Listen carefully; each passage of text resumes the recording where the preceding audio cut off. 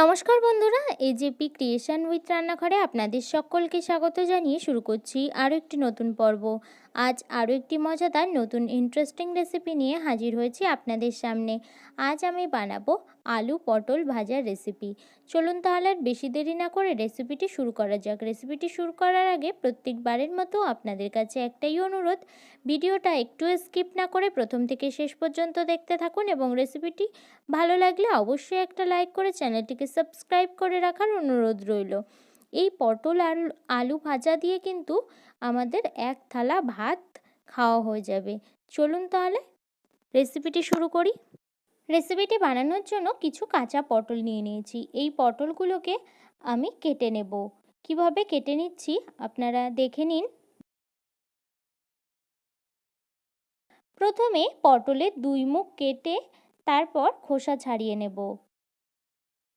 এই পর্যায়ে পটলের খোসা কিন্তু আমার ছাড়িয়ে নেওয়া হয়ে গেছে।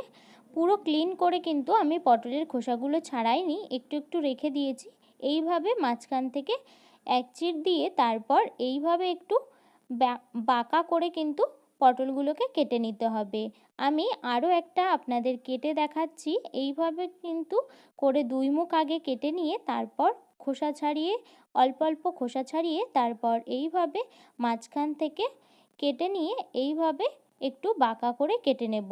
সমস্ত পটলগুলো কিন্তু ওই একইভাবে কেটে নেব। এই পর্যায়ে পটলটা কিন্তু আমার কেটে নেওয়া হয়ে গেছে। আমি কেটে একেবারে ধুয়ে নিয়েছি। আর এখানে আলুগুলোকে কুচিয়ে কেটে নিয়েছি। খুব বেশি কুচিয়ে কাটিনি, একটু মোটা মোটা রেখেছি, কেটে ধুয়ে রেখেছি। রেসিপিটি বানানোর জন্য আমি এখানে কড়াইতে তেল গরম হতে বসিয়ে দিয়েছি। এই পর্যায়ে তেলটা কিন্তু আমার গরম হয়ে গেছে। আমি এবার কেটে ধুয়ে রাখা পটলগুলো দিয়ে দিচ্ছি।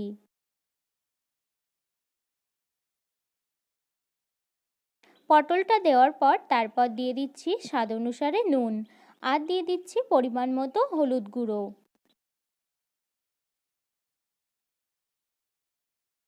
নুন আর হলুদ গুঁড়োর সঙ্গে ভালোভাবে মিশিয়ে নেব।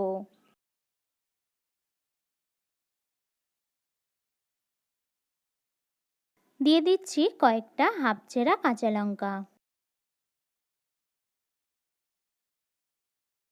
পটলটা 2-1 মিনিটের মতো একটু নাড়াচাড়া করে নেওয়ার পর তারপর দিয়ে দিচ্ছি কেটে ধুয়ে রাখা আলু।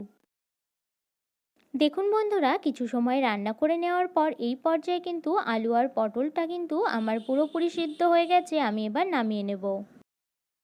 এই পর্যায়ে আলু পটল ভাজার রেসিপিটা কিন্তু আমার রেডি হয়ে গেছে। আমি নামিয়ে নিয়েছি। এই রেসিপিটা কিন্তু খুবই ভালো লাগে খেতে। আমার এই আলু পটল ভাজার রেসিপিটি যদি আপনাদের ভালো লেগে থাকে তাহলে অবশ্যই একটা লাইক করে দেবেন এবং কমেন্টের মাধ্যমে জানাবেন আমার এই রেসিপিটি আপনাদের কাছে কেমন লেগেছে এবং বেশি বেশি করে শেয়ার করে আমার পাশে থাকবেন, আমাকে আরও উৎসাহিত করবেন। আপনি যদি আমার চ্যানেলে নতুন বন্ধু হয়ে থাকেন এবং আরও নিত্য নতুন ইন্টারেস্টিং মজাদার রেসিপির আপডেট পেতে চান তাহলে প্লিজ আমার চ্যানেলটিকে সাবস্ক্রাইব করে পাশে থাকা বেল আইকনটি প্রেস করে অল নোটিফিকেশান অন করে রাখবেন, যাতে সমস্ত ভিডিওর আপডেট আপনি ঠিক সময় পেয়ে যান। আজ এই রেসিপিটি এই পর্যন্তই। আরও একটি মজাদার নতুন কোনো ইন্টারেস্টিং রেসিপি নিয়ে আপনাদের সাথে দেখা হবে আরও একটি নতুন পর্বে। সবাই সুস্থ থাকবেন, ভালো থাকবেন এবং সাবধানে থাকবেন।